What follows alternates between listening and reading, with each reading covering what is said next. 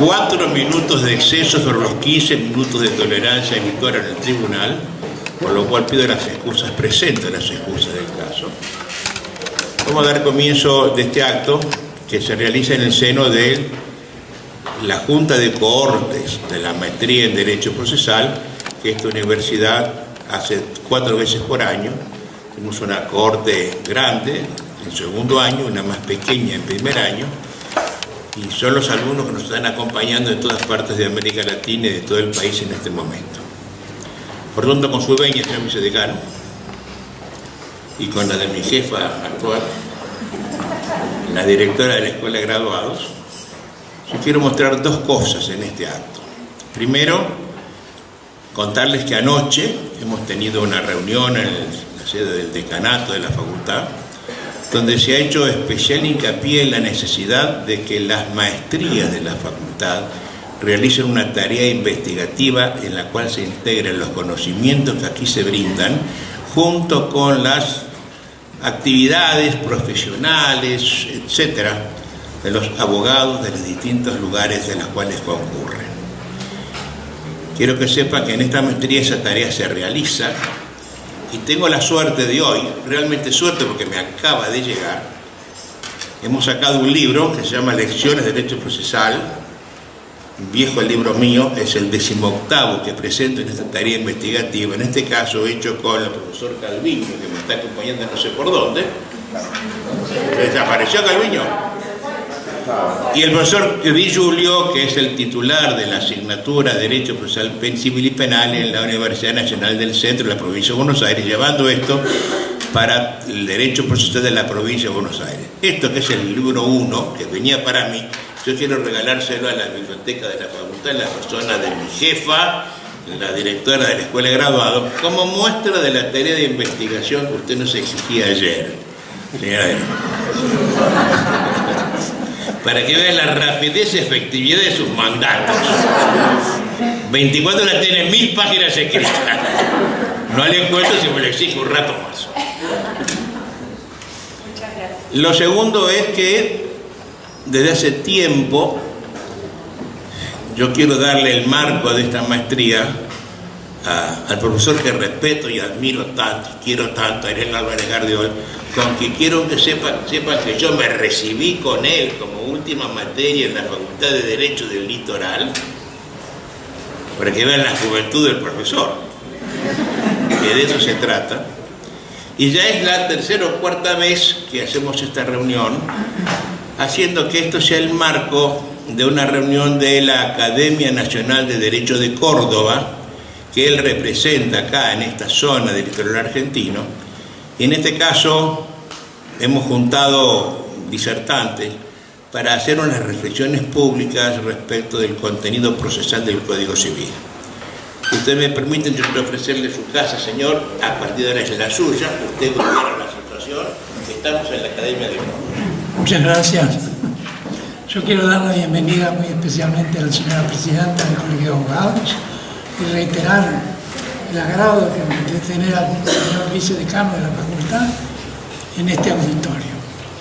Bienvenidos a este ciclo de reflexiones sobre la reforma del Código Civil y Comercial que hemos organizado desde el Instituto del Centro de la Academia Nacional de Derecho y Ciencias Sociales de Córdoba. Tengo clara conciencia que ustedes no han venido a esta reunión para escucharme a mí, sino para atender al panel que, dirigido por el profesor Alvarado Belloso, ha sido convocado para incorporarlo a la maestría del derecho procesal que se dicta en nuestras aulas para referirse a las consideraciones que les merecen aquellas modificaciones incorporadas al Código de Vélez que tienen una incidencia importante en el trámite procesal. Quiero además, en nombre de la mesa directiva del Instituto, expresar mi gratitud por la enorme colaboración que nos brinda la Caja Forense en la persona de su presidente, el doctor Juan Manuel Costantini, representado en este acto por una nutrida delegación de jóvenes colegas que nos acompañan. Doctor Alvarado Belloso, continúe usted con la presentación. Yo lo dejo aquí para que... Estamos manteniendo todo, no queda nadie afuera. Menos acá.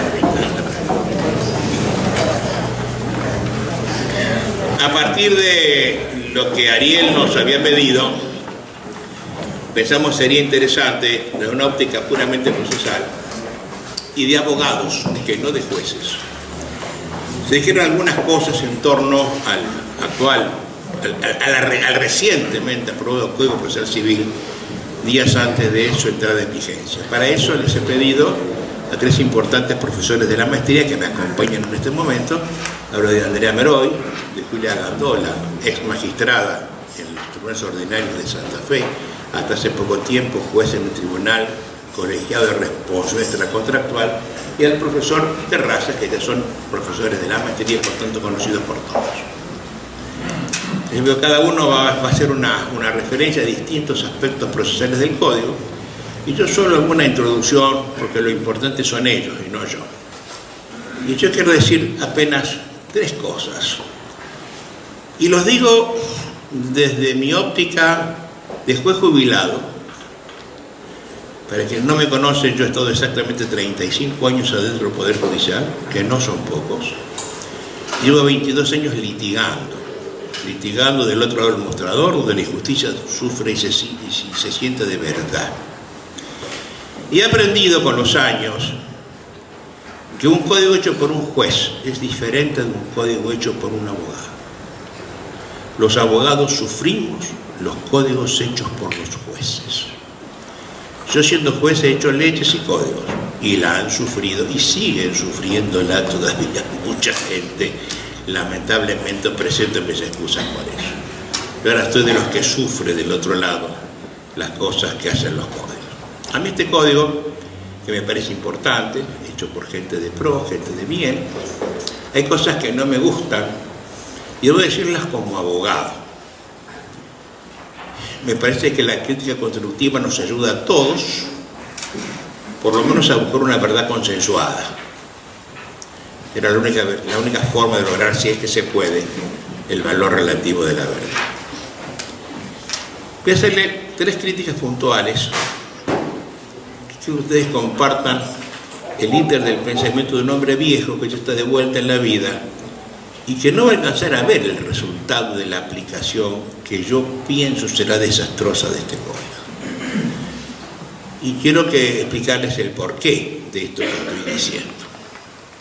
Para empezar, me parece que el código es inconstitucional en cuanto ha violado en forma grande, reiterada, el principio de reserva constitucional. Quiero que sepan que hay mucha gente que no es argentina. Quiero que sepan que nosotros constitucionalmente somos de hecho, la nación argentina, que es el nombre de nuestro país, el nombre constitucional de nuestro país, es una república representativa y federal. 3 palabras que en esta maestría que nos acompaña a mis alumnos se defienden severamente. Yo defiendo la libertad, defiendo la república y defiendo la federalidad. Hace un rato, conversando con un compañero de toda la vida que vino de Santa Fe para estar un ratito con nosotros en este acto, me decía él, no es baladí decir que somos un país federal. Un país federal significa que manejamos nuestros propios peculios, manejamos nuestros propios ingresos, que nadie nos lo lleva. Y cuando con lo que pasa hoy, que cada 100 pesos que los santafesinos producimos nos devuelven 7, eso significa que hay un cambio en el nivel de vida. Recién hablamos del tema. Hay gente que vive mejor que nosotros con la plata que producimos los santafesinos. Igual eran los cordobeses de Córdoba y los riojanos de La Rioja. Y yo defiendo la federalidad.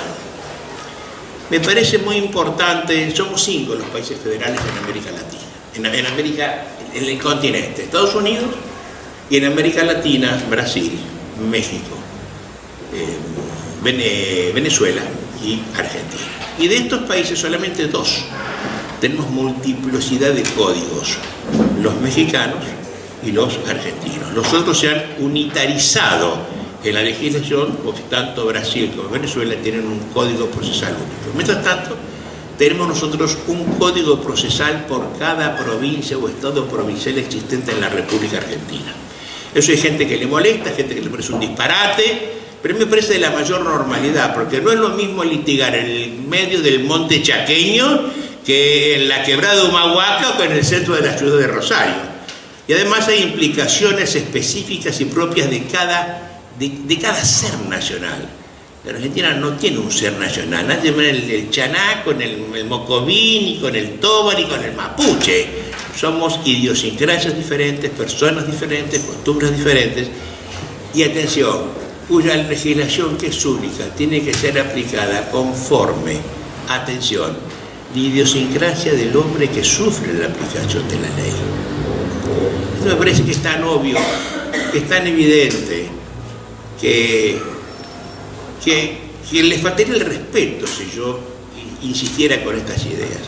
Pero doy un solo ejemplo para que vean cuán grave es lo que estoy diciendo. Paraguay, país al cual estamos tan cercanos nosotros, tiene un código penal hecho por un alemán que habla bien castellano, pero que es alemán, con formación alemana, y ha hecho un código penal para Europa, no para el Paraguay, que está sufriendo hasta un código que está mal redactado, porque ustedes saben que los códigos penales se redactan en el modo subjuntivo, en el modo verbal subjuntivo, lo que puede o no ser, y además se redacta para el futuro, el que matar, el que hurtar, el que robar. Esto redacta para el pasado, en vez del subjuntivo pasado, el que matara, con lo cual de hecho los paraguayos no tienen código penal para una persona que entiende la lengua de que estamos hablando. Cuando los pactos importantes anteriores a la Constitución, y sobre todo siguiéndolo a Vidal Campos, que lo he pedido para poder tenerlo a la vista, Alberdi hace su proyecto, sus bases, copia el texto de la 10ª enmienda de la Constitución Nacional, de la Constitución de los Estados Unidos, donde dice: los poderes no delegados a los Estados Unidos por la Constitución, ni prohibidos por esta a los Estados, están reservadas a los Estados respectivamente o al pueblo. Eso fue lo que pasó en Argentina. Acá se dijo en el artículo 75 cuáles eran lo que se le entregaba, el Código Civil, etc. Pero atención, nunca se delegó el poder jurisdiccional, que estuvo y está y tiene que estar en manos de cada provincia. Por eso que acabo de contarles a ustedes de la necesidad de que la idiosincrasia del juez sea la que aplica la misma idiosincrasia a la persona que sufre la ley. Esto se ha roto. ¿Por qué se ha roto? Se ha roto porque el legislador civil se ha puesto a legislar en lo civil sobre las facultades de los jueces. Y en un montón de artículos. Tengo acá, son cientos de artículos, son los que algunos de ellos van a hablar, particularmente Andrea Meore va a referir muchos, particularmente relativo a la familia. Me parece que eso es inconstitucional. Será difícil que así se declare. Por dos razones. Primero, porque nos hemos acostumbrado a que nos cacheteen desde la capital federal. No tenemos los pantalones puestos de la federalidad. Nadie se anima a decir que esto es inconstitucional en serio. Y además tenemos los antecedentes de la propia Corte, que estableció que era posible que el legislador nacional se metiera en lo procesal en la ley de fondo, cosa que hizo en la ley de quiebra y en la ley de prenda agraria, porque era razonablemente necesario que así ocurriera. La pregunta es, ¿qué es lo razonable? ¿Qué es lo necesario? ¿Y qué es lo razonablemente necesario para permitir que el codificador de Buenos Aires haga lo que tiene que hacer el hombre que aplica la ley en la selva chaqueña? Yo les tengo mucha tirria, esa es la palabra, a las palabras tan relativas. ¿Qué es lo razonable? ¿Cuán razonable hay que ser para ser razonable? Jorge Vázquez Roa hace un libro sobre lo obsceno. ¿Qué es lo obsceno? ¿Cuán obsceno hay que ser para ser obsceno? Pero además, y que será muy difícil porque tenemos antecedentes en contra de la Corte, este código, así como tiene la virtud de ser hecho por excelentes civilistas, tiene la contra de ser hecho por excelentes jueces y por jueces de la Corte. Mi pregunta será, ¿qué juez argentino se va a animar a decir que es inconstitucional el código hecho por el presidente de la Corte Nacional y por la única juez profesora de civil que existe en la Corte? Claro, ellos nunca dirían esto, es obvio, pero ¿qué juez interior, integrando la Corte, sería capaz de decir que lo que hicieron sus superiores es inconstitucional? Esto es una cosa que vamos a estar rengos toda la vida. Por lo tanto, esto no es más que una expresión de derecho al pataleo. Pero es posible que alguien que sea joven y que tenga ganas de hacer las cosas haga los planteos de esto. Y es también posible, no digo que sea probable, es posible que a los jueces de la Argentina se pongan los pantalones largos y así lo diga. Sobre todo cuando estamos haciendo cosas que nos hace a perder el sentido de la ley. Yo tengo para mí que estamos en un barco prácticamente sin rumbo. Yo hace años, y eso lo hago con mi maestría, que pontifico la necesidad de ser todos esclavos de la ley. Para ser libre, debo ser esclavo de la ley. Si no lo soy, no alcanzo a tener la libertad a la cual aspiro. Y en esta misma mesa, un profesor dijo que este era un código de poca norma y de muchos jueces. Si tengo una norma que es relativa, que me habla de los principios que están tan en boga, y los jueces no se manejen con la ley, sino con la buena fe, con lo razonable, y tengo 10.000 jueces en la Argentina, es posible que respecto de esta norma haya 10.000 interpretaciones diferentes. En cuyo caso la norma será blanco en Buenos Aires, negro en Rosario, pero en Rosario puede ser blanco, gris, ni, sí, no, o tranvía, o buzón, en el mismo piso con jueces de la misma competencia material. Esto me parece de enorme gravedad. Alguien tiene que decirlo, y yo me animo a decirlo en la Facultad de Rosario, para que alguien pueda sostener una cosa parecida. Por lo tanto, lo primero que tengo es la inconstitucionalidad por no respetar la federalidad y el principio de reserva que me prometió y marcó el constituyente. Segundo, no me gusta un código hecho por jueces, ni tampoco me gusta un código hecho por comisiones. Siempre lo he dicho, lo tengo escrito así. Y con esto, lo que empezamos a hacer ahora es crear una incertidumbre judicial. Cuando yo empecé mi abogacía, si a mí me traía un señor un pagaré, firmado en su presencia por el deudor, el señor era solvente, doctor, ¿lo cobramos? Sí, yo me animo a cobrarlo, señor. Y con eso empeñaba mi palabra de una persona que quería ser buena abogada. Si hoy me dicen lo mismo, ¿lo cobramos? No sé. ¿Cómo no sabe, doctor? Y no sé qué me puede pasar. Puede salir con cargas dinámicas, autosatisfacción, con tantas cosas me pueden salir, y yo gano, pierdo, empato o me voy al río, no sé qué puede pasar. Pero esto miren cómo se ha terminado. Bueno, doctor, bueno, está bien, le acepto, ¿no? Sí, yo lo haría, vivo de eso, señor. Bueno, ¿cuánto va a tardar, doctor? No sé. ¿Cómo lo puedo saber? ¿10 días o toda la vida? Bueno, ¿y cuánto me va a costar, doctor? Pues no lo sé. ¿Cómo quiere que lo sepa? Depende de cuánto me den. Ahora la pregunta, entonces usted no me va a cobrar. No, yo sí le voy a cobrar. Claro, yo vivo de esto. Y ya, o si no, no le tomo el caso. El pobre tipo que me deja el caso es un loco de la guerra. No me lo nieguen. Se mete en un safari peligrosísimo, del cual no sabe cuándo va a poder salir, y le puede ahorrar pagando, y encima, pobrecito. Esto ha generado dos vertientes judiciales. Una que se llama decisionista, solidarista, que se basa en lo que al juez le gusta respecto de la ley, si le gusta la aplica y si no, no la aplica. Y otra que recibe el nombre de garantista, palabra que tiene muy mala prensa, desgraciadamente. porque la palabra se ha maurovializado en la Argentina. Mauro Viale es un personaje de la televisión que dice... Entonces, a ver, ¿creen que el ser garantista es poner una puerta giratoria en el ingreso de una comisaría para que el imputado entre y saca con el mismo enviado? Y no es eso. Se trata simplemente de aplicar irrestrictamente las garantías de la Constitución, que es precisamente el proceso, ¿no? Reflexioné en voz alta respecto de esto. ¿Se darán cuenta que no me gusta?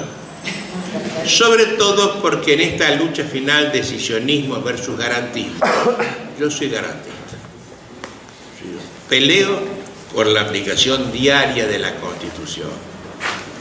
Porque creo que el proceso de verdad es un límite al poder. No es un trámite, un cúmulo de trámites como imbelemente puede decirse. Está pensado como límite al poder. Y por eso es mi beneficio como hombre de a pie, no a favor de la autoridad de que se trate. Esto no es para que el juez haga lo que quiera, es el límite que yo le pongo al juzgador. Es igual que el secreto profesional, se guarda ante el juez. Él no puede relevar el secreto profesional, como alguna vez he escuchado que ha ocurrido en la provincia de Entre Ríos, por ejemplo. Y este código está hecho por decisionistas. Los autores son decisionistas, ha privado lo que a mí no me gusta como norma, es el código de los principios, el código de las cosas. No hace falta que tengamos leyes, hace falta que tengamos jueces y bien inspirados con los principios, ¿no? Y me parece que eso es inconstitucional nuevamente. Porque creo que entiendan esto, y con esto ya realmente termino. Decía Vidal Campos, la Constitución tiene declaraciones, deberes y garantías, derechos y garantías. Declaración son las grandes afirmaciones que hace el constituyente para fijar el marco en el cual se van a otorgar los derechos.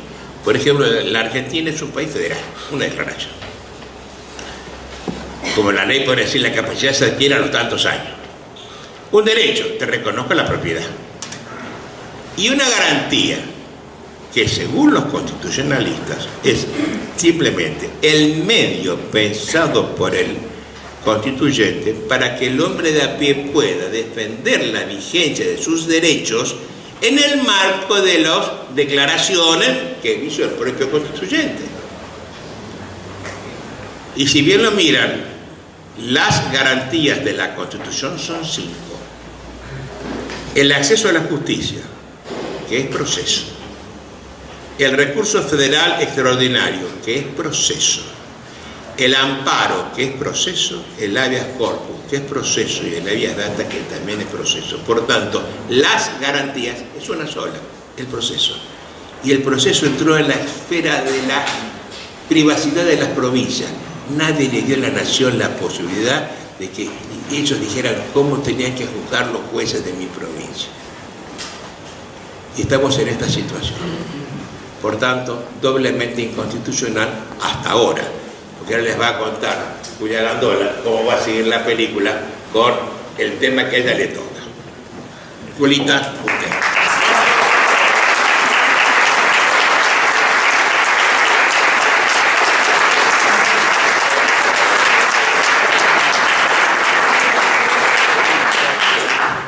Bueno, buenas tardes a todos.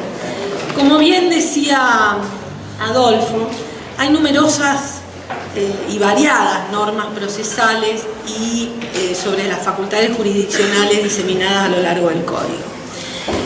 De muy diversa incidencia e importancia sobre el proceso.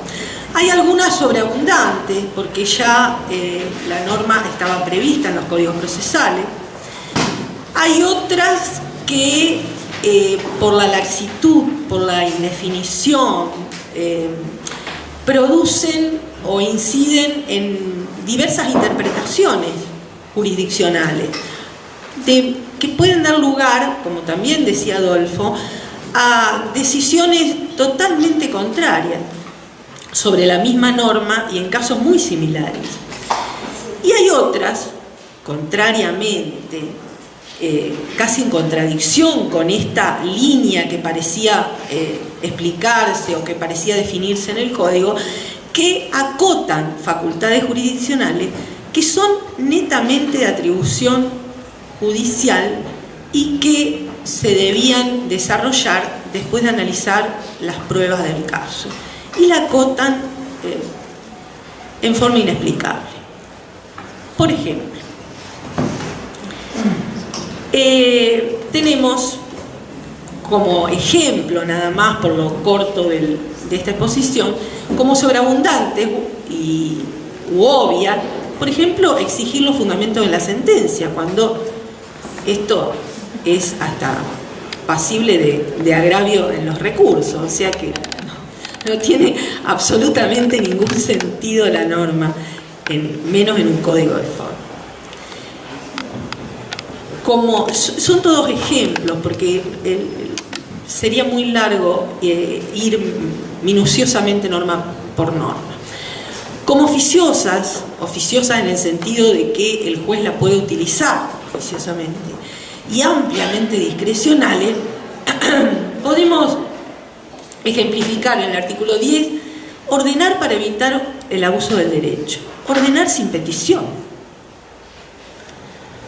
En el 43, disponer de apoyo al ejercicio de la capacidad, también no se sabe en qué situación, ante qué pedido. En el 794, la reducción de la cláusula penal de oficio. En el 989, la integración del contrato con cláusulas abusivas de oficio. En el 1122, el control judicial de las cláusulas abusivas de oficio. No voy a repetir más de oficio porque la verdad que me voy a cansar en este código. El 1714 y el 1715, que posibilita la reducción de condenaciones pecuniarias excesivas, pudiendo además dejar sin efecto la medida, que puede ser una medida firme administrativa. El juez la puede dejar sin efecto, oficiosamente. El 1735, que habla de la distribución de la carga probatoria, que ya nos va a hablar el doctor. El 1742, de la atenuación de la indemnización por equidad, tampoco da ningún parámetro, ningún lineamiento.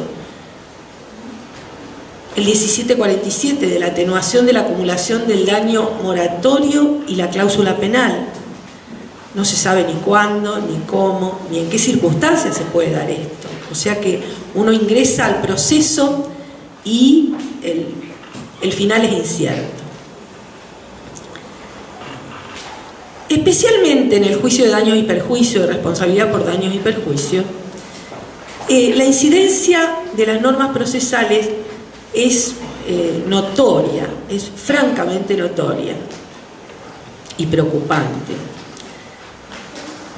En cuanto a las responsabilidades, bueno, tenemos la unificación, que no acarrearía problema, pero sí nos puede acarrear problema en nuestra provincia de Santa Fe, porque nosotros tenemos distintas competencias extracontractual y contractual, y nadie ha alzado la voz sobre, a un mes de la vigencia del código, cómo solucionar esta competencia entre los tribunales colegiados extracontractuales y los juzgados civil y comercial de competencia contractual, por lo cual el mes que viene, después de la feria, ustedes andarán viendo dónde interponen la demanda, buscando algún cajoncito. En las acciones tenemos la preventiva, que incorpora el código, y la resarcitoria. En la acción preventiva se permite accionar sin invocar el factor de atribución. O sea que se acciona, se interpone una acción preventiva, se pide la medida sin factor de atribución. ¿Se imaginan? La legitimación se establece sobre un interés razonable. Ya Adolfo habló sobre el término razonable. ¿Qué es razonable? Lo razonable para un juez puede no serlo para el otro. ¿Cuál es el interés razonable que puede decidir a un juez aceptar una medida preventiva. No hay un solo indicio en el código de a qué apunta ese razonable, a qué es lo razonable o a qué debe dirigirse la observación de razonabilidad del juez. No lo hay. El 17.13 hace de que esta acción preventiva puede disponer obligaciones de hacer, de no hacer y de dar en prevención en forma definitiva o provisoria. O sea que nosotros interponemos una acción preventiva sin factor de atribución, con un interés meramente razonable, y obtenemos un decisorio definitivo cuando obviamente no se ha producido, no se ha sustanciado un juicio con la amplitud de pruebas y, bueno, ustedes son abogados, y de debate que merece una sentencia definitiva. Es realmente gravísimo lo de las medidas, realmente gravísimo. En la acción resarcitoria de los artículos 17 y 16 siguientes, los presupuestos son más o menos los mismos, con algún matiz únicamente los presupuestos para interponer la demanda de daños y perjuicios. Y digo más o menos los mismos porque hay algún matiz que también nos debe llamar la atención y también nos debe alertar. Cuando habla del incumplimiento del deber de no dañar, que si bien la doctrina lo había incorporado, una cosa es incorporarlo doctrinariamente y jurisprudencialmente y otra cosa es disponer en una norma esto. Si uno decide una creación doctrinaria y jurisprudencial, incorporarla a una norma, merece que la precisemos, si no, no la incorporamos. Incumplimiento de deber de no dañar ante actividad lícita, ante actividad ilícita. Dañar, no se dice nada. En cuanto al factor subjetivo, nos remite a la culpa, como ya la conocemos, y en el dolo habla de la intención y habla de la indiferencia. Dolo eventual.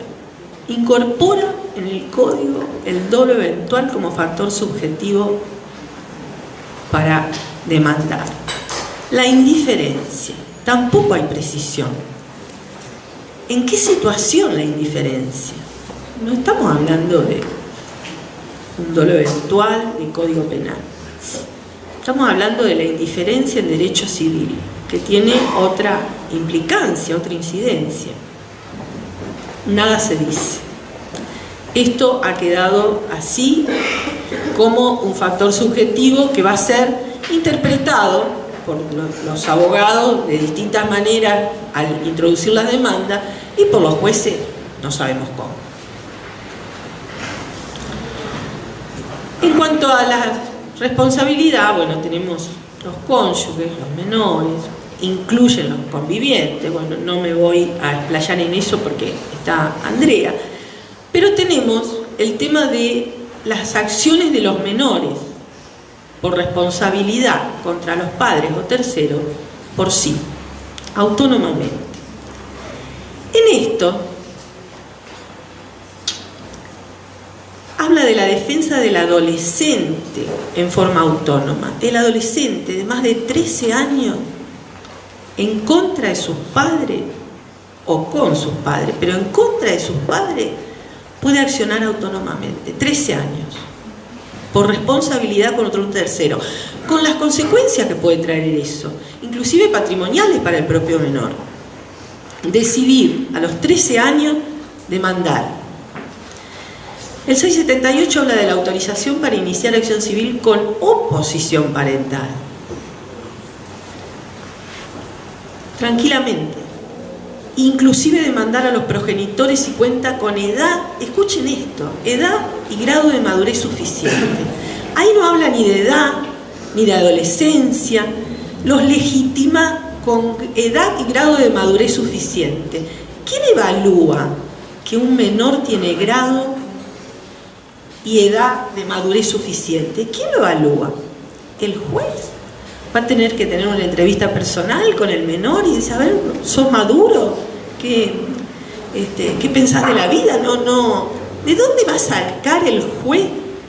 Porque el juez le presenta la demanda y tiene que decretar. ¿Cómo sabe que tiene edad y grado de madurez suficiente? Es un juez no de familia, no de menores. Es un juez de civil y comercial. Está para tramitar un juicio de responsabilidad civil y comercial, no para evaluar la madurez de la legitimación de un menor. En cuanto al daño resarcible, nosotros tenemos un problema grandísimo con la cuantificación. Y acá es donde, cuando comencé a explicar esto, yo les decía que había algunas normas, había como un lineamiento de amplitud, de normas imprecisas, sujetas a interpretación, de atribuciones discrecionales a los jueces, por un lado. Un lineamiento que parecía claro en el código. Y de golpe aparecen algunas normas que acotan aquellas que sí son facultades jurisdiccionales.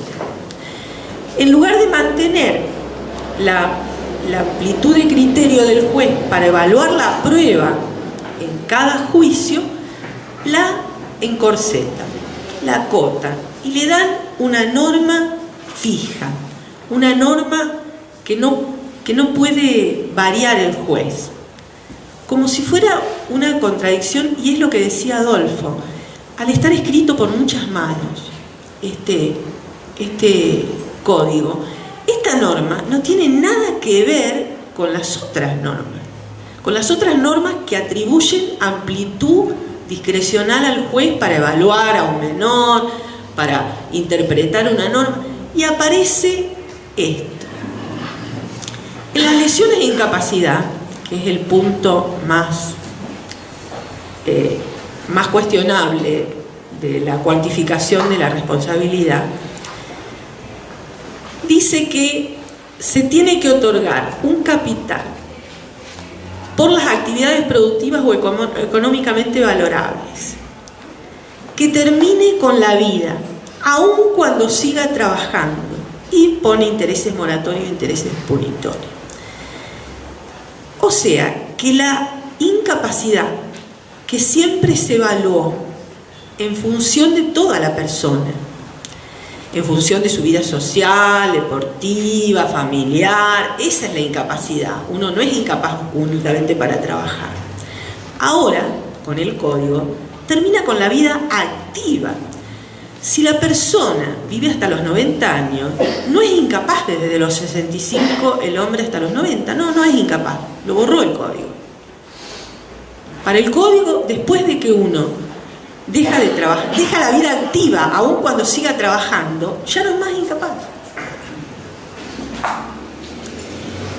Esto es grave porque afecta a la persona humana. Afecta a la persona humana y a muchísimas fallos, doctrinas, jurisprudencias que eran uniformes, no había fisura en esto. La incapacidad era para todo, para todos los aspectos de la vida. Bueno, ahora ya no es más, nos enteramos de que no somos incapaces después de los 60 o 65. Entonces, esto es grave porque obliga al juez a prescindir de la prueba del proceso. Y yo pregunto, ¿y la persona que reclama por una incapacidad cuando ya está jubilada? Después de los 65, un accidente de una persona de 70. Bueno, va a decir el juez, no tiene indemnización, porque para el código no es incapaz.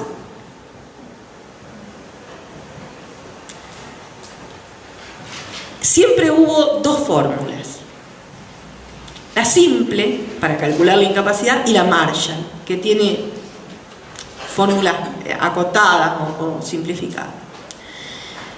Entonces, lo que ha hecho el código, se ha adoptado la Marshall, que tenía predicamento en la provincia de Córdoba únicamente, y 1 o 2 fallos de la cámara, de algunas cámaras de Santa Fe, de una sala de Santa Fe. La diferencia era que en la simple se tomaba lo que se ganaba hasta el final de la vida útil, no útil, hasta el final de la edad expectativa de vida, es decir, lo que se calculaba que iba a vivir la persona, se calculaba lo que hubiera ganado y de ahí se sacaba la incapacidad. Todo lo que hubiera ganado hasta el final de su vida, no hasta el final de su vida de trabajo. Esa era la simple. En la Marshall, que es una fórmula muy enredada y que ha sido simplificada porque nadie la sabe aplicar, el tema es que, no sé, antes era 75 años, que era el promedio, ahora 65 o 60 años y la edad del hecho. Hasta ahí se corta.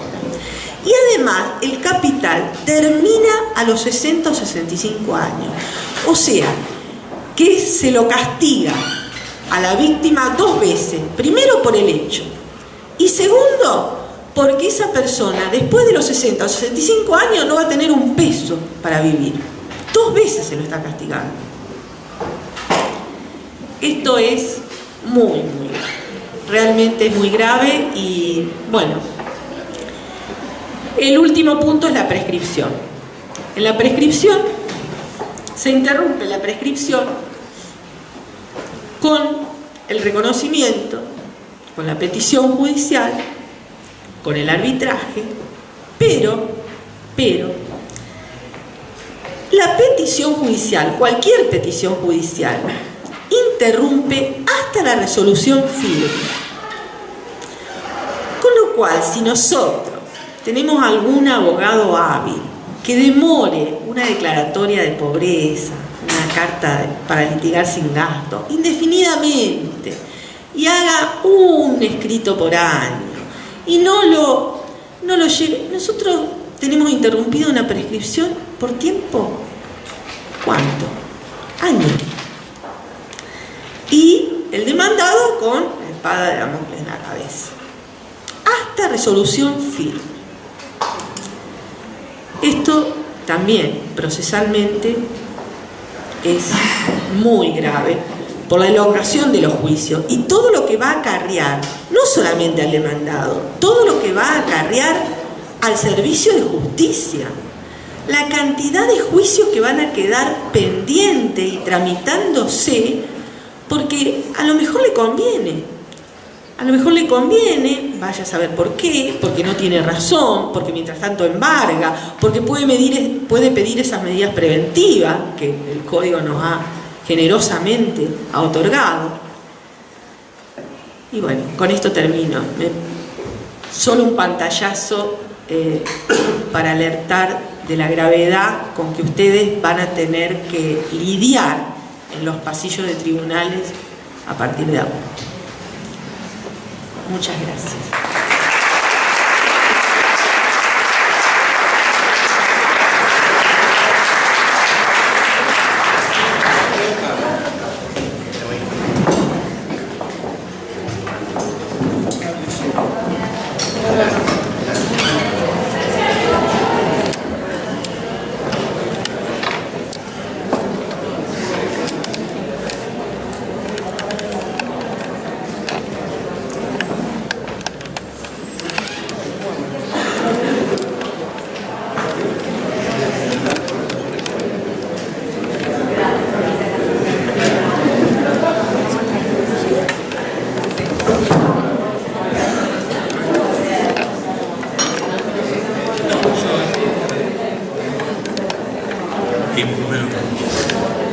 Buenas tardes a todos.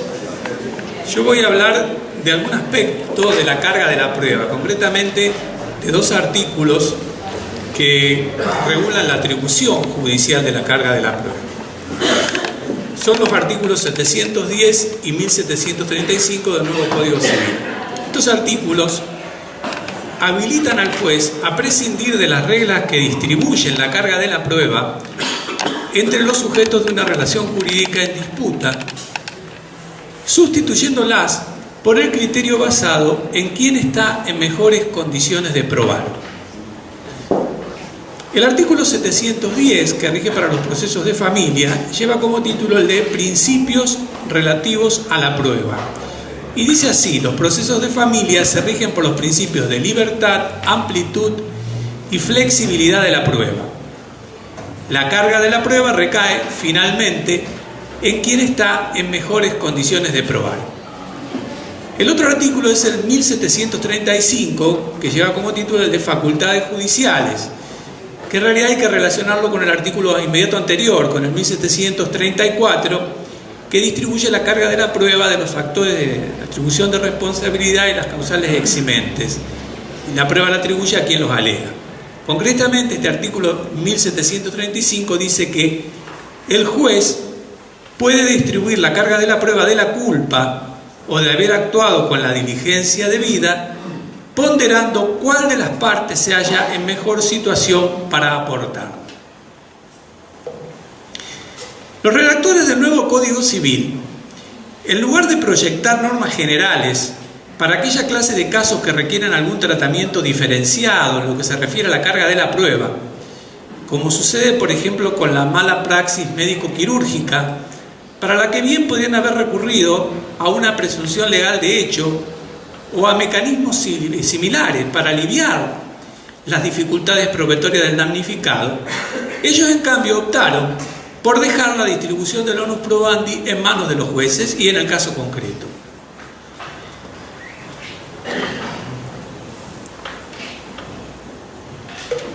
O sea que, sobre la base de consideraciones relativas a quien estaba en mejores condiciones de probar, el juez puede ahora, en el caso concreto, dejar de lado las reglas de la carga de la prueba aplicables al caso, modificando el resultado final.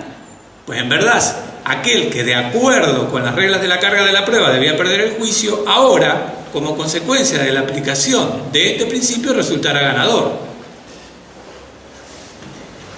Para entender cuál es en realidad el alcance de estas disposiciones y las consecuencias que se van a derivar de su aplicación, creo que sería necesario tratar, por lo menos brevemente, algo que generalmente queda en la penumbra, y es ¿qué son las reglas de la carga de la prueba que ahora estos artículos permiten dejar de lado? ¿Cómo se identifican las reglas de la carga de la prueba? Y también ¿qué ubicación tienen en el sistema jurídico estas reglas? La distribución de la carga de la prueba es en realidad una respuesta del legislador al problema inherente a la aplicación del derecho que se genera a raíz de la falta de información completa acerca de los hechos jurídicamente relevantes del caso individual sometido a la decisión del juez. Como es sabido, los jueces resuelven casos individuales a partir de normas generales. Y la mayor parte de las normas tienen una estructura condicional, o al menos pueden ser enunciadas como enunciados condicionales en el que el consecuente establece el efecto jurídico establecido por el legislador y el antecedente, las condiciones a las que está sometido ese efecto. De manera tal que para que un juez pueda aplicar una norma a un caso, deben resultar probados ciertos hechos principales o jurídicamente relevantes necesarios para que se tenga por cumplida la condición de aplicación de esa norma. De ese modo, la norma no puede aplicarse cuando el juez está convencido de la inexistencia de esos hechos condicionantes. Pero en realidad la norma tampoco puede aplicarse cuando al juez le quedan dudas acerca de su existencia.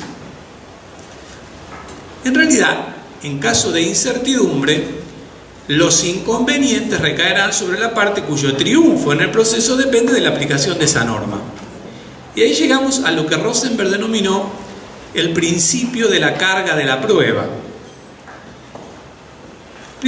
Con arreglo al principio de la carga de la prueba, la parte cuya pretensión no puede tener éxito sin la aplicación de una determinada norma jurídica soporta la carga de la prueba de los hechos de cuya comprobación depende la aplicación de esa norma. Si la norma no puede aplicarse, la sentencia del juez se pronunciará necesariamente en perjuicio de la parte. Y decía Rosenberg, no porque tenía la carga de la prueba, sino al revés. Tenía la carga de la prueba porque en caso de que no se probaran los elementos que integran el antecedente de la norma no puede aplicarse. O sea, la norma, que era el fundamento de su pretensión, no puede aplicarse. Y consecuentemente la sentencia debe desestimar esa pretensión.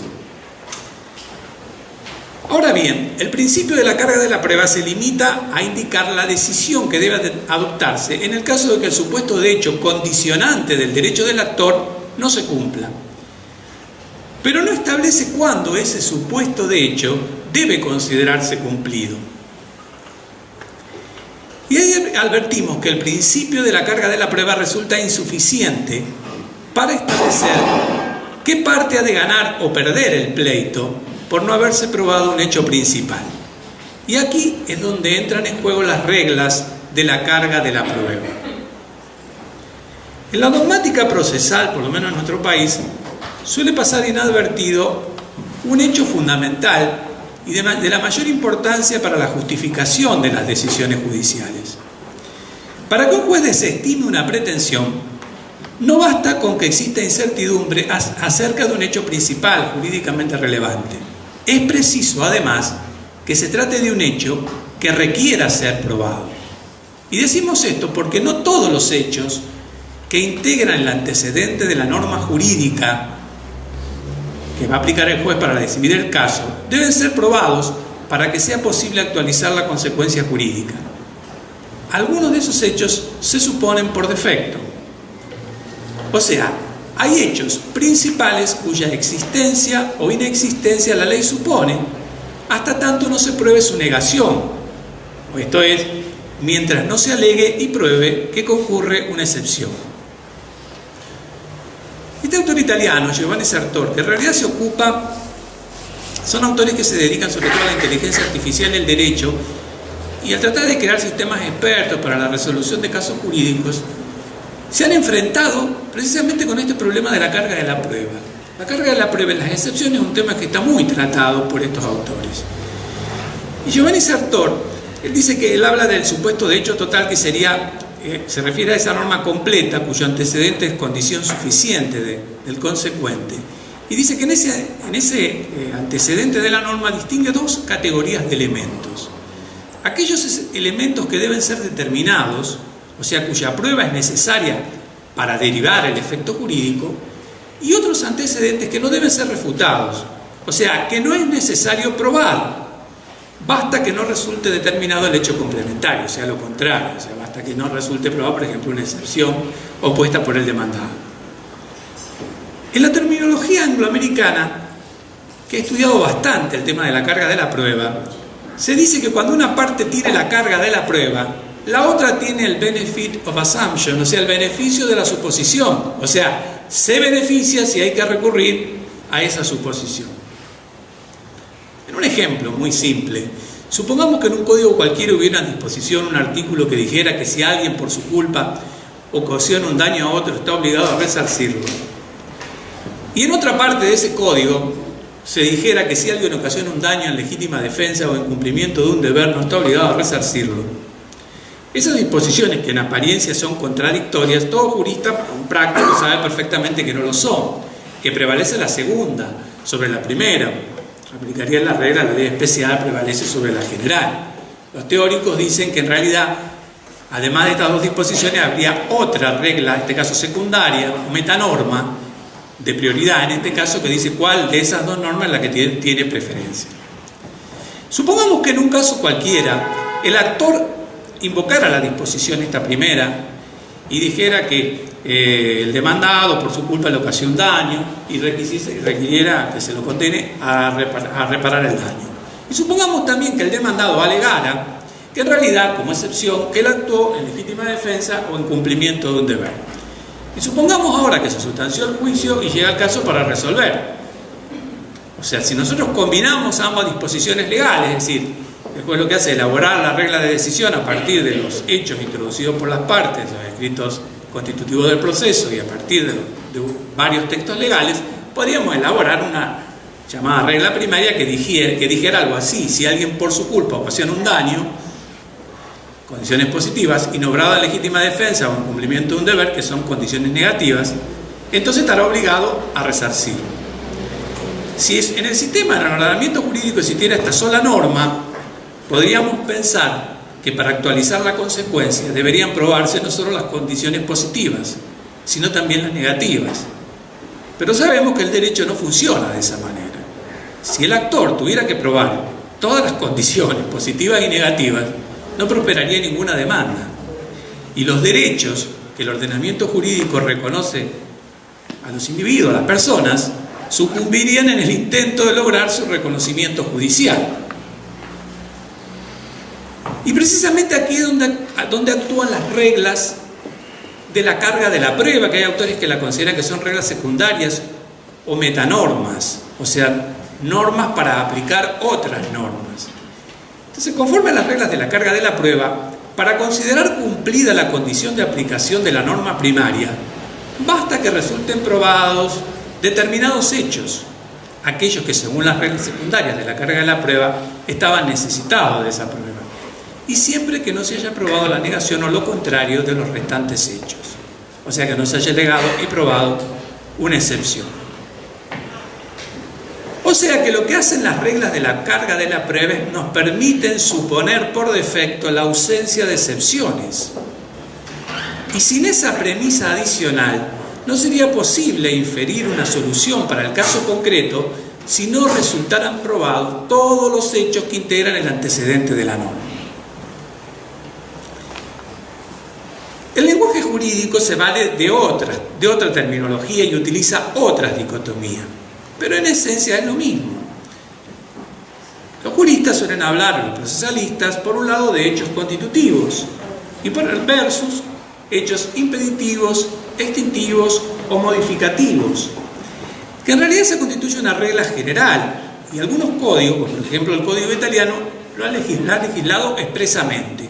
En otros códigos no está legislada, por ejemplo en el código alemán y en muchos otros, pero sin embargo todos están de acuerdo que esa es una regla que se infiere del sistema en realidad, y de lo que disponen también las normas sustanciales. Y a su vez también hay excepciones a esas reglas generales, por ejemplo las presunciones legales de hecho, las verdades interinas. Los hechos constitutivos representan el fundamento sustancial del efecto jurídico perseguido.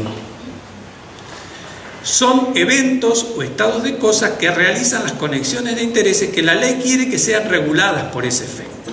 Los hechos impeditivos, en cambio, obstan a la obtención del efecto jurídico. Es interesante ver cómo lo explica Chiovenda muy claramente. Él dice que hay condiciones específicas de existencia de una relación jurídica que son propias, inmediatas, esenciales a esa relación, y pone este ejemplo. En la compraventa, el acuerdo sobre la cosa que se vende y sobre el precio. Esos son hechos constitutivos y el actor debe probarlos. Pero en cambio, hay otras condiciones generales comunes a otros negocios jurídicos, como por ejemplo, que la cosa esté en el comercio, que haya habido consentimiento. Y dice Chiovenda, estos no son hechos constitutivos, pero deben concurrir con los constitutivos para que estos produzcan ese efecto. Y dice, su ausencia constituye un hecho impeditivo y da lugar a una excepción. En otro ámbito es como suele decirse, si raspa un fósforo se encenderá. Y uno podría decir, sí, pero tiene que haber ciertas condiciones concurrentes, que haya oxígeno en el ambiente, que la caja no esté mojada. Y con esto pasa más o menos lo mismo. ¿Qué ubicación tienen en el sistema jurídico estas reglas secundarias de la carga de la prueba? En realidad pertenecen al mismo sector del ordenamiento jurídico que la norma primaria. Es cierto que podríamos decir, pero la clasificación de los hechos en constitutivos, impeditivos e extintivos es procesal. Es cierto. Y se aplican en el ámbito del proceso. Pero en realidad esa clasificación solo adquiere un contenido concreto cuando está referida a la relación jurídica hecha valer en el juicio. Yendo ya concretamente entonces al artículo 710 del nuevo Código Civil, nosotros advertimos en este artículo Primero habla de los que llama principios de libertad, amplitud y flexibilidad de la prueba. Y después en la segunda parte donde dice la carga de la prueba recae finalmente en quien está en mejores condiciones de probar. De la lectura del artículo pareciera que este criterio de atribución de la carga de la prueba es consecuencia de lo que establece la primera parte. Pero en realidad, por más que exista amplitud de prueba, si el hecho no resultó probado, si quedó la incertidumbre, es necesario acudir a la regla de la carga de la prueba, no queda otra. Y lo que se ve acá claramente que el codificador hace prevalecer una solución ad hoc por sobre las reglas generales distributivas de la carga de la prueba. A tal punto que, por ejemplo, Lorenzetti en su comentario del Código Civil da a entender que este sería un deber, no una facultad. Un deber del juez, a diferencia de lo que regula en materia de responsabilidad civil. Y otra característica de esta norma es que no contiene ninguna limitación en cuanto a las relaciones jurídicas alcanzadas por el artículo, por lo cual comprendería todas las normas del derecho de familia, patrimoniales y extrapatrimoniales. En cambio, el caso del artículo 1735, relativo a la responsabilidad civil, es diferente. Por lo pronto habla de facultades judiciales. Y además limita la aplicación de esta distribución judicial de la carga de la prueba a la prueba de la culpa o de haber actuado con la diligencia debida, solo a esos casos. Por otra parte, agrega algo que no está en el artículo 710, que es la facultad del juez, si lo considera pertinente durante el proceso, de comunicar a las partes que aplicará este criterio, de modo de permitir a los litigantes ofrecer y producir los elementos de convicción que hagan a su defensa. Eso no está en el artículo 710. Esto, con respecto a esta facultad del juez de anticipar este criterio durante el proceso, ha sido fuertemente criticado por el profesor Peirano, que es un defensor, es un propulsor de la teoría de las cargas probatorias dinámicas, y él cuestiona varias cosas de esto. Él dice, primero se pregunta, ¿en qué momento debe el juez anticipar que va a utilizar este criterio? Y dice, ¿cuál sería el formato? Dice, una audiencia, se pregunta, por ejemplo. Y se pregunta también si podría ser la audiencia preliminar del artículo 360 del Código Nacional. Pero inmediatamente se cuestiona de que esa audiencia no está en todos los códigos provinciales. Y además plantea algo, él dice, claro, en ese momento es posible que el juez no sepa quién está en mejores condiciones de probar. Y que en realidad esta norma plantea una paradoja. Porque si uno tuviera que decir, cuanto antes se anticipa, más, digamos, en la primera etapa del proceso se anticipe que va a aplicar este criterio, el juez menos conocimiento va a tener de cuál será la parte que está en mejores condiciones de probar. Por mi parte, creo que la alegación en el proceso ya es tardía, porque las partes los sujetos deben conocer cuáles son las reglas de la carga de la prueba, desde el nacimiento mismo de la relación jurídica de que se trate, por lo menos para tomar los recaudos respecto de la prueba. ¿Cómo van a probar, por ejemplo? Otra cuestión que plantea Peirano es, dice, una decisión del juez de este estilo, o sea, anticipando el criterio que va a adoptar, podría ser objeto de, cuestionada por prejuzgamiento. Y dice, además, seguro va a ser objeto de impugnaciones de todo tipo. Y cree que procedería la apelación. Y una cuestión que él no dice, pero que a mí también se me surge, digo, ¿qué pasa cuando el juez de primera instancia anticipó un criterio y resulta que la Cámara de Apelación tiene otro criterio? ¿Qué hacemos? ¿Empezamos juicio de nuevo? Porque evidentemente aquel que estuvo tranquilo porque el juez le había anticipado que la carga de la prueba recaía sobre la otra parte, ahora la Cámara le dice, no, ese criterio no lo voy a aplicar. Para terminar, quisiera sacar algunas consideraciones finales sobre estas normas. A mí me parece que estas normas favorecen al decisionismo judicial, con el consiguiente debilitamiento del principio de legalidad. Que su aplicación va a afectar la predecibilidad de las decisiones judiciales, o sea que es un componente también esencial de la seguridad jurídica. Y que al debilitarse la regla general, cada caso exigirá una decisión individualizada, con lo cual es posible también el aumento de la litigiosidad. Y finalmente, también me parece que provoca una merma o reducción del deber de motivar la sentencia, puesto que esta invocación de estar en mejores condiciones de probar, que no se sabe cómo el juez sabe que una parte está en mejores condiciones de probar que la otra. Hay que probarlo. ¿Cómo? En realidad me parece que podría ser utilizada como la cobertura argumental de lo que en el mejor de los casos sería la pura intuición subjetiva del juez. Muchas gracias.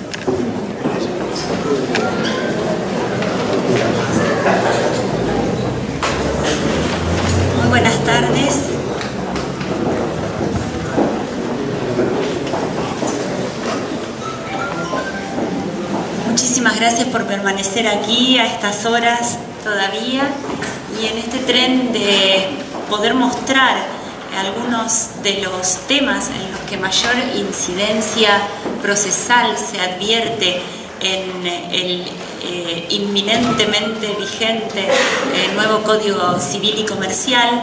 Me toca tocar, disculpen, he elegido para hablar ante ustedes de un aspecto en el que el Código asume directamente que regula los procesos de familia y asumiendo la regulación prácticamente de verdaderos principios procesales y reglas. Me gustaría empezar esta breve exposición recordando algún lamento del profesor Alvarado en función de lo que fue su introducción a este tema. Mi mundo cambió. Más de una vez se lo he escuchado decir y ciertamente el mundo jurídico que de alguna manera acompañó al nacimiento del Código de Vélez ha cambiado de manera sustancial, tanto desde la perspectiva de la juridicidad y del estilo de normas con las que hoy se regulan los posibles conflictos, las posibles relaciones sociales, como ciertamente la base de las relaciones que motivan esa regulación. Y aquí el impacto en el derecho de familias, como nos gustaría denominar, es sumamente significativo. Si hay una materia en el nuevo Código Civil y Comercial donde avisoramos una verdadera revolución en la regulación, es precisamente en este ámbito.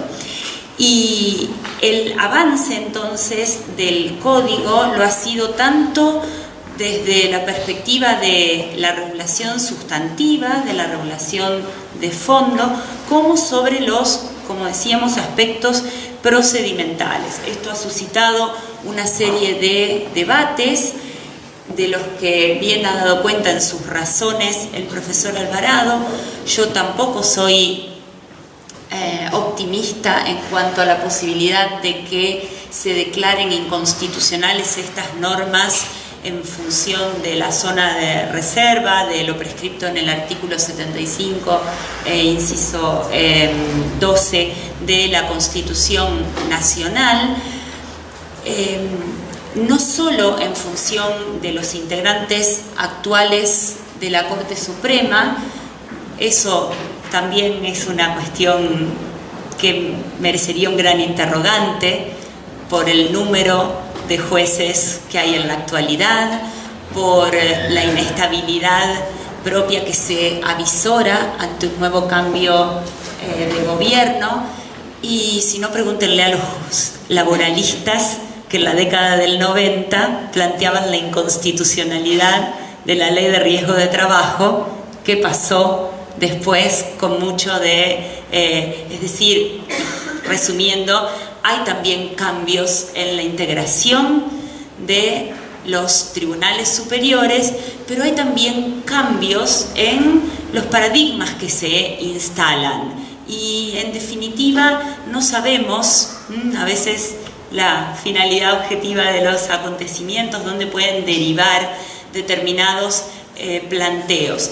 Pero sí sería en cambio menos optimista en función de algo que también dijo el profesor Alvarado, y que es la constante de la Corte de ratificar la constitucionalidad de normas procesales contenidas en la legislación común, con el pretexto de que esa regulación es menester para garantizar la eficacia del derecho mismo que allí se regula. Algo que evidentemente es discutible, sobre todo en función de algunas de las normas que vamos a ver, y que sin embargo ha sido así desde la ley de quiebras, con un capítulo de reglas procesales, todas las leyes de ejecuciones de ciertas garantías comerciales. También es la tendencia más reciente, como la de la Ley General del Ambiente, que contiene numerosas normas procesales, la Ley de Defensa del Consumidor, prácticamente un par de capítulos, y también otras leyes que pretendidamente de legislación común que avanzan sobre estos temas, con lo cual veremos en definitiva cómo esto se desarrolla más allá de las posiciones teóricas que podamos compartir. Respecto del derecho de familias, me parece a mí que podríamos llegar a un consenso en torno a que los cambios de derecho sustancial de familia apuntan a un claro predominio de la autonomía y el individualismo, por sobre la consideración anterior de la familia como una institución y de sus integrantes como subordinados a ese interés familiar superior.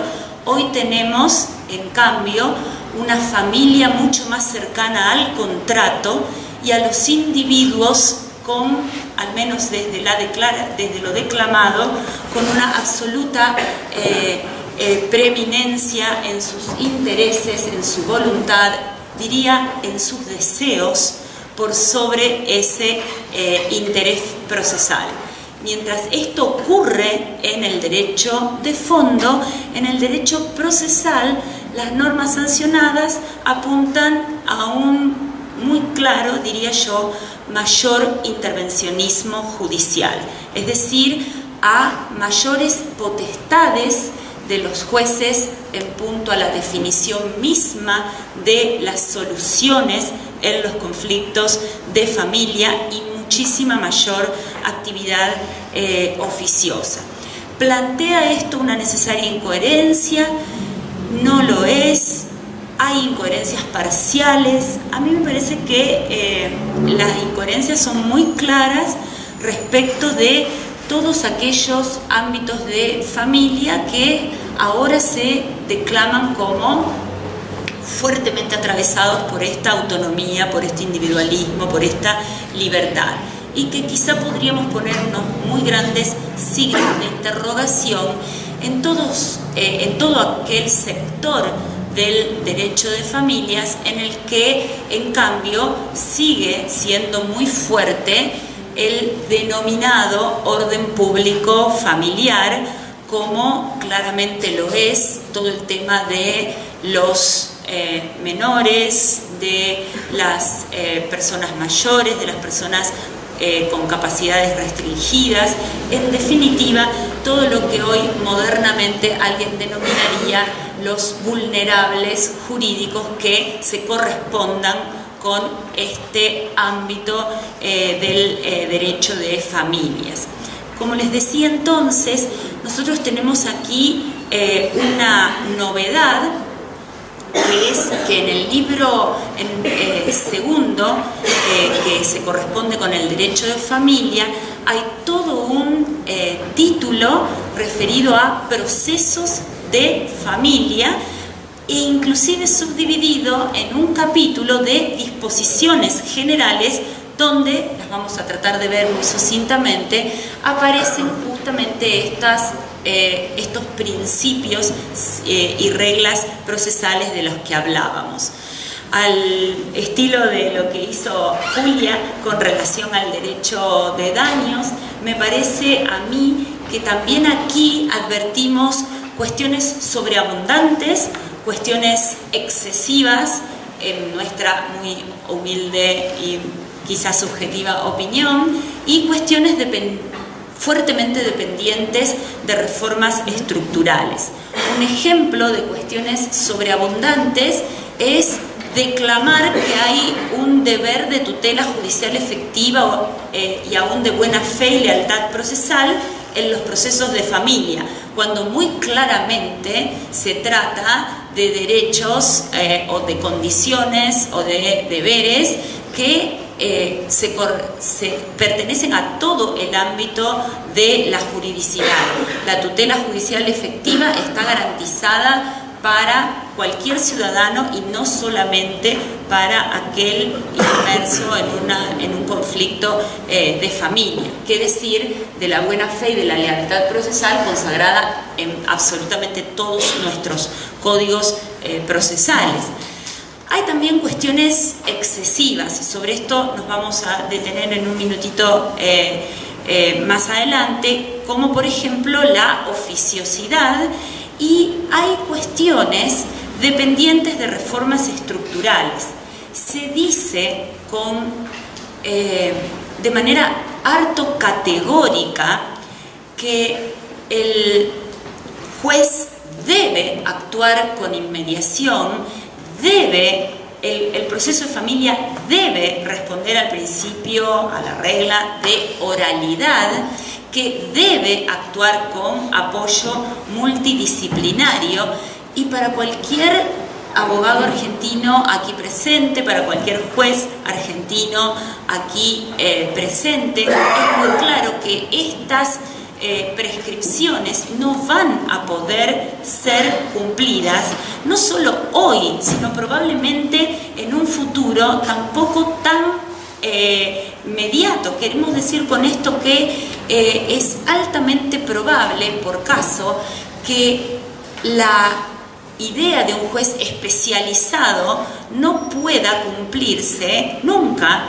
en un pequeño pueblito de una provincia de las que consideraríamos con menores recursos en nuestro país. Y ya volveremos entonces sobre esto. El primer artículo de este capítulo de las disposiciones generales refiere al ámbito de aplicación y dice: las disposiciones de este título son aplicables a los procesos en materia de familia sin perjuicio de lo que la ley disponga en casos específicos. O una verdad de perogrullo, ley especial deroga ley, norma general, o qué está pasando ahí y a qué nos referimos con ley. Porque la ley puede ser tanto una disposición del mismo Código Civil y Comercial que contradiga estas disposiciones generales, puede ser una ley específica, pero de derecho común, como seguramente lo será la Ley de Protección de los Derechos de Niños, Niñas y Adolescentes, y finalmente, en lo que, claro, aquí nos interesa, puede haber disposiciones específicas, casos específicos en los códigos procesales. Muchos de los códigos procesales de la Argentina tienen capítulos especiales para los procesos de familia y tienen juicios especiales de alimentos, juicios especiales para la filiación, juicios especiales o un juicio autónomo especial para cualquier tipo de proceso de familia. Y es de considerar que ese procedimiento especial se reguló en función de las características particulares que tiene el conflicto de familia. Y entonces esto prevalecerá por sobre eso que fue pensado específicamente para eso. Acá evidentemente va a haber toda una serie de inconvenientes interpretativos y de idas y vueltas en las que alguien dirá, bueno, pero no lo van a venir a cuestionar tal cosa. No va a faltar, nos parece, quien esté muy motivado en cuestionar, muy motivado en función de la lógica misma de cualquier actividad abogadil, que incluye, hay que saberlo y hay que reconocerlo y hay que regular para eso, la dilación de los procesos. Cualquier abogado sabe que es parte de una estrategia legítima el tratar de dilatar, después que el ordenamiento lo permita, lo facilite, o que el juez lo permita o lo facilite, es otro problema. Pero que un abogado va a tratar de usar todo lo que esté a su alcance para ello, claramente va a ocurrir.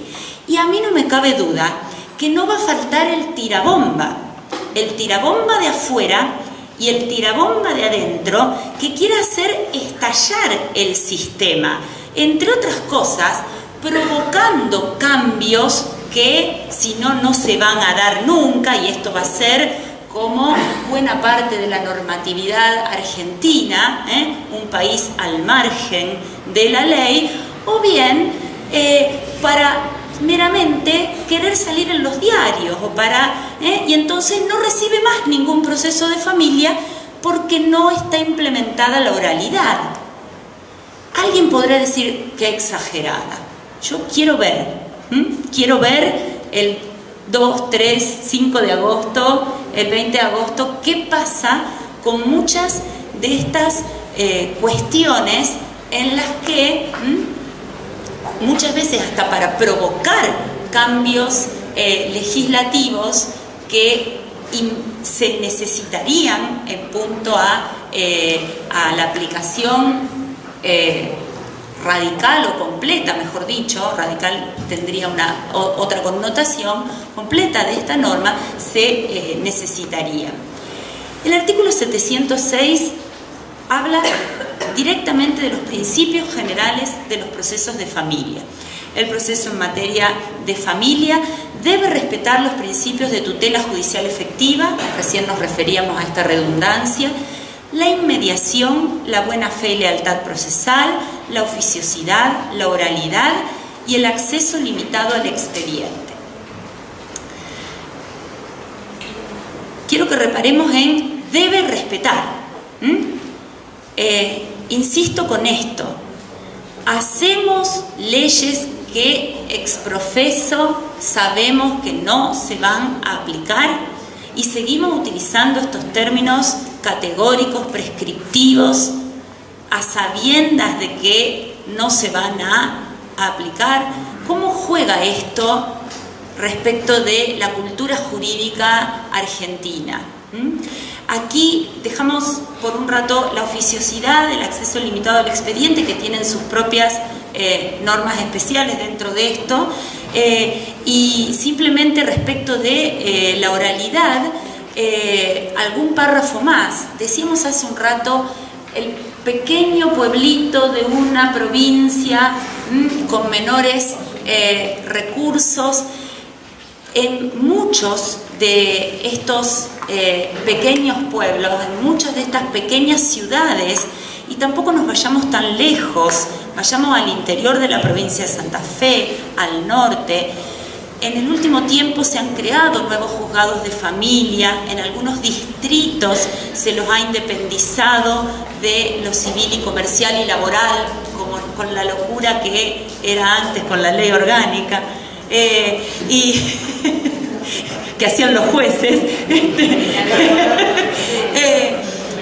Y entonces, ciertamente, tenemos jueces de familia con algo que se va a vincular con la especialización que nos va a pedir también esta misma norma dentro de muy pocos incisos, pero también es cierto que la alternativa para muchas provincias de poder dotar al sistema de un juez especializado, o sea, de familia, que tramite oralmente, o sea, con cantidad suficiente de jueces para dar oportuna atención oral a los procedimientos y a unos procedimientos que necesitan respuesta ya.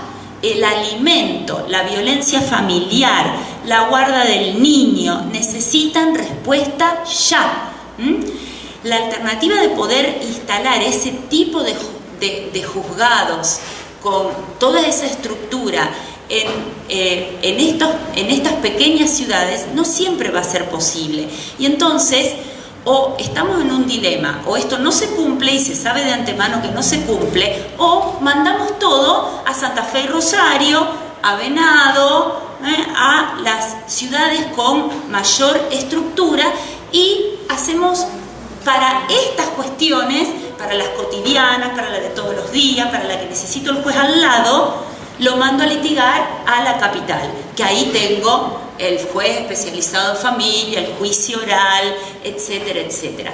Evidentemente, esta solución es, a ver, paréntesis, me encanta, quiero un juez especializado, oral, etcétera. La pregunta es, ¿puedo? ¿Con qué realidad? ¿Con qué estructuras?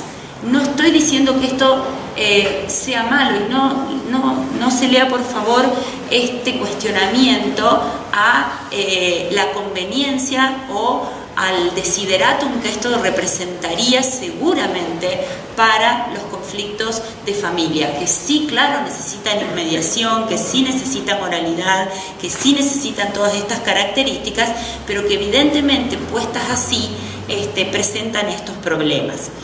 Las normas que rigen el procedimiento deben ser aplicadas de modo de facilitar el acceso a la justicia, especialmente tratándose de personas vulnerables, y la resolución pacífica de los conflictos. Los vulnerables vinculados con el derecho de familia sabemos quiénes son, habitualmente los menores, pero también las personas con capacidades restringidas, los adultos, los denominados adultos mayores. Pero ocurre muchas veces que este tipo de cláusulas, así redactadas, terminan siendo usadas como normas que soslayan cualquier tipo de formas, cualquier tipo de requerimientos, y un uso abusivo de estas potestades, de estas suertes de válvulas de escape, puede terminar en eso que tanto le preocupa al profesor Alvarado, la discrecionalidad judicial, o peor, la arbitrariedad judicial. La resolución pacífica de los conflictos tiene que ver con una preferencia axiológica. Preferimos que las partes sean protagonistas de su propio destino, de su propia vida, como le gustaría decir acá seguramente al profesor Ciuro, que escriban su propia autobiografía, que puedan dar cuenta que puedan hacerse cargo, y no que venga el papá Estado, el papá juez, y le baje el decretazo acerca de cómo debe ser su familia, de cómo debe ser su régimen de comunicación con los hijos, etcétera, etcétera. Pero muchas veces esto que compartimos y claramente, y que debe pensarse en procedimientos en familia que generen espacios para la producción de estos acuerdos, nos parece que se contrapone con esto otro que decíamos, ¿no? Con el decretazo constante, con la oficiosidad, con las iniciativas, con los fuertes poderes. Los jueces ante los cuales tramitan estas causas deben ser especializados y contar con apoyo multidisciplinario. Especializados, creemos, desde dos perspectivas puede leerse. Yo puedo pensar en un juez especializado en el sentido de la competencia material, juez en derecho, jueces de familia o de familias, y también especializado en el sentido de la capacitación y del control que se haga, o de los requerimientos que se instauren en los procesos de selección de jueces a la hora de requerirles, por ejemplo, una especialización en derecho de familia o algún otro tipo de crédito de capacitación específica en estos temas. Ciertamente, si hay un conflicto que excede enormemente el ámbito de lo meramente jurídico, al menos desde la perspectiva tradicional en que esto se concibe, este es el proceso de familia, cargado de una altísima emotividad, cargado de un nivel de afectación psicológica, espiritual, que pocas veces tenemos comparación de esto en el ámbito del derecho, ¿no es cierto? Y el apoyo multidisciplinario, de nuevo, ¿cómo estar en contra del apoyo multidisciplinario? Todo lo contrario. Todos los juzgados de familia deberían de tener consejos asesores formados por especialistas de otras ciencias que ciertamente tienen mucho para decir en la solución, pero deben tener apoyo multidisciplinario. Vuelve a plantear los inconvenientes de los que hablábamos. La decisión que se dicta en un proceso en que están involucrados niños, niñas o adolescentes debe tener en cuenta el interés superior de esas personas. Esto es una manda muy clara tanto del derecho convencional como del derecho interno de la Argentina. Es típicamente una norma de fondo y simplemente le está diciendo al juez cómo tiene que juzgar. Pero vinculado con eso, es decir, con ese deber de fallar conforme al interés superior del niño, aparece esta cuestión de, que también ya señalaba Julia, de la participación en el proceso de personas con capacidad restringida y de niños, niñas y adolescentes. Tienen derecho a ser oídos en todos los procesos que los afectan directamente. Su opinión debe ser tenida en cuenta y valorada según su grado de discernimiento y la cuestión debatida en el proceso. Y así como a Julia le preocupaba que estos niños, que estos adolescentes, según su grado de madurez, pudieran iniciar pretensiones de daños, acá también va a haber una preocupación en torno a problemas tales como qué consiste oír, cómo debe oírse al niño, qué alcances tendrá esto, qué diferencia tiene esto con nuestra vieja capacidad procesal para estar por sí en el pleito. Y ni les cuento todos los problemas que trae también la representación letrada de esos niños, la eventual oposición con los papás, todo el problema de los costes de esa actividad profesional. No se asusten, no es hora para ponernos a profundizar justamente sobre estas cuestiones, pero aquí hay una manda muy clara que además viene del derecho convencional, o sea que no podemos omitir, y que existe más allá del propio Código Civil y Comercial, y que existe más allá de, porque tiene jerarquía constitucional, más allá de lo que dicen los códigos procesales de nuestras provincias.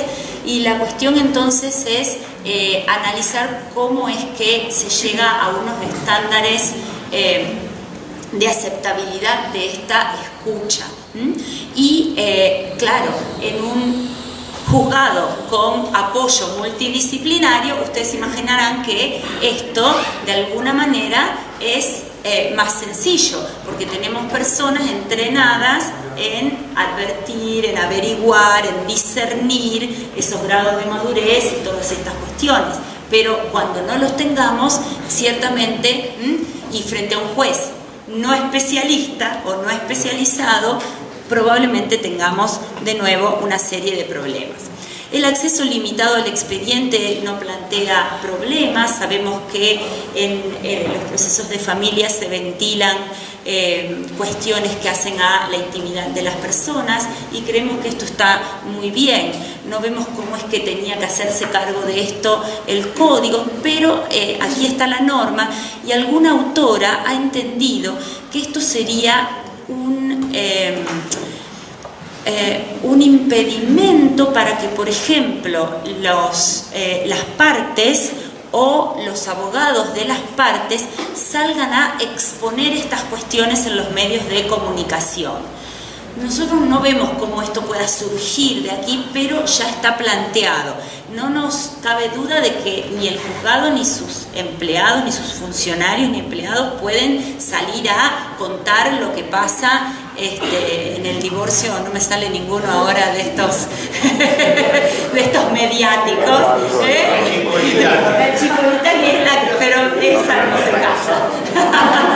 Pero podrá tener algún problema con una unión convivencial, seguramente, o algún problema con la mujer del piloto. En fin, pero bueno, aquí está esta norma. El principio de oficiosidad. En los procesos de familia, el impulso procesal está a cargo del juez, quien puede ordenar pruebas oficiosamente. El impulso oficioso no procede en los asuntos de naturaleza exclusivamente económica en los que las partes sean personas capaces. A ver, primera parte. El impulso procesal está a cargo del juez. No solo el impulso en el sentido de actividad procesal tendiente a hacer avanzar la serie, como definiríamos en esta maestría, sino que en muchos casos también tiene que ver con el inicio mismo de las actuaciones. Concretamente, yo no le encuentro el fundamento en la letra de la ley, pero prácticamente todos los autores del derecho de familias que he leído dicen que el juez puede decretar alimentos de oficio y otros tipos de medidas cautelares también de oficio. Y sí lo dice la ley que puede iniciar el proceso de adopción de oficio. Y también las pruebas.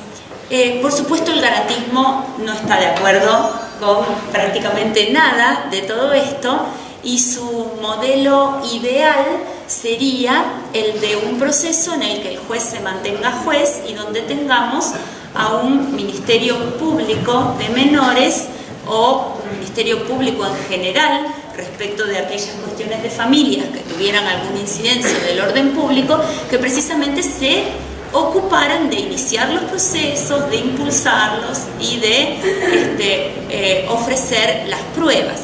Ese modelo no solo no está en la Argentina, sino que respecto del derecho de familia tampoco, hasta donde lo conocemos, en ninguna otra parte del mundo. Sí lo está claramente en el derecho procesal, en el proceso penal y en la mayoría de los procesos civiles, donde todavía predomina ampliamente el sistema dispositivo, el sistema acusatorio, ese sistema adversarial.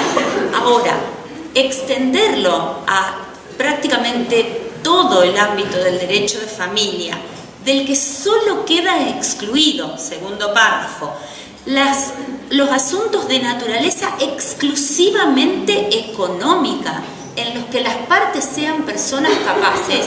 Esto, a nuestro muy modesto entender otra vez, se da de patadas con toda esta autonomía, con toda esta libertad, con que me puedo cambiar de sexo en la oficina del registro civil, me puedo hacer con 15 años un montón de tatuajes, me puedo hacer una cirugía estética, puedo decidir tantísimas cosas, puedo irme a vivir libremente con una persona, puedo divorciarme al día siguiente de haberme casado, puedo hacer tantas cosas ahora que antes no podía en función de limitaciones del derecho de fondo, y que yo, les confieso, aplaudo, es decir, me encanta esta nueva libertad del derecho de familias en general,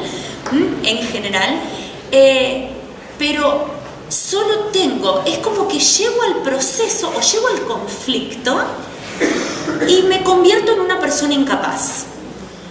Llego en situación de libertad y de falta de invasión de la esfera jurídica de libertad del otro. Soy una persona absolutamente libre, capaz, hago lo que me pega la gana, para decírselos de manera así brutal. Hago lo que quiero, con mi cuerpo hago lo que quiero, con mis afectos hago lo que quiero, etcétera, etcétera. Pero en situación de conflicto ya entro en este estado en el que aparecen estos fuertes poderes. Ni que hablar, esto para no hablar del gran signo de interrogación vinculado con el rol del abogado de la parte. O sea, que pareciera que en este código no existe el abogado de la parte. Yo no sé por qué no terminamos de una buena vez con esta farsa del patrocinio letrado obligatorio, que es caro y que además se presume inútil. ¿Por qué? Porque siempre tiene que estar el juez de oficio haciendo todo. Siempre tiene que estar haciendo absolutamente todo. Claro, pero son jueces salidos de la misma cantera que estos inútiles abogados. Es decir, yo no veo cuál sea esa categoría tan distinta. Claro que somos distintos, claro que hay abogados mejores y hay abogados peores, pero créanme que hay jueces mejores y hay jueces peores, que van a aplicar también este código. Insisto, probablemente yo esté más en este mundo, mi mundo no me haya cambiado tanto, o me ha cambiado mucho, ciertamente. Siempre repito que entré a la facultad en el año 83, así que miren si no ha cambiado. No había divorcio vincular cuando entré a la facultad, para que se den una idea. Nomás en este tema puedo comprender un montón de cuestiones, puedo comprender mucho del orden público de familia, particularmente, insisto, vinculado con los niños, particularmente con los vulnerables jurídicos de todo tipo que hay en el derecho de familias, pero hay muchas de estas cosas que me hacen ruido y ese párrafo segundo ni les cuento. De la prueba ya habló afortunadamente Eduardo, con lo cual la pasamos, y esto es una norma que ya venía en la jurisprudencia. Es decir, la gran mayoría de nuestros códigos de procedimientos eximen del deber de declarar a los testigos que son parientes, en la línea ascendente y descendiente, en la afinidad también, en la consanguinidad y en la afinidad, porque precisamente asume que imponer una declaración testimonial en un juicio pone a la persona en la violencia moral de tener que perjudicar a su pariente, a sus afectos, o bien mentir. Y la gran tragedia del derecho de familias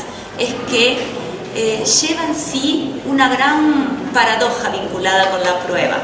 Tiene las hipótesis de casi imposibilidad probatoria, todo lo que pasa en la intimidad del hogar, en la intimidad del dormitorio de las personas, y que es prácticamente a veces de prueba imposible o casi imposible, y al propio tiempo estamos con el 99, de casi certeza absoluta, como el ADN. En el medio de todo eso, a veces, muchas veces, hay necesidad de...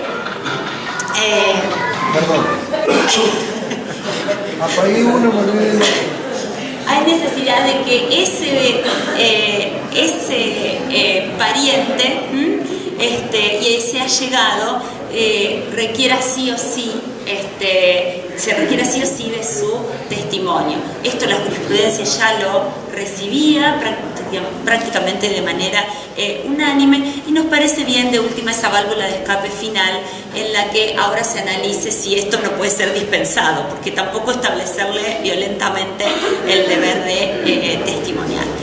Muchísimas gracias por el tiempo.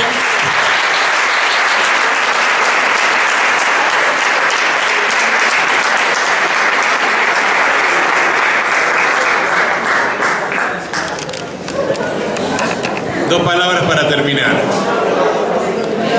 Ustedes vieron que acá han puesto la sal, la pimienta y el picante a la conferencia. Yo les agradezco la presencia de todos. Noto con preocupación que no hay ningún profesor de Derecho Civil en la sala. Es como si siguiéramos los procesalistas ignorados por los civilistas. No es serio lo que estamos haciendo. Y sin embargo, hemos mostrado la punta de un iceberg.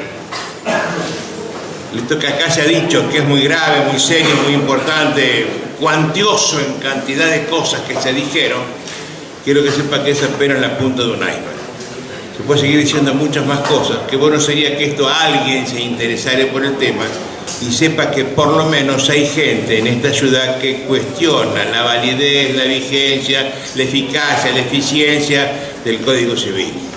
Es decir, los abogados que ejercemos la abogacía empezaremos dentro de pocos días a sufrir la vigencia de un código que nos va a ignorar a todos los abogados, como lo acaba de contar Andrea.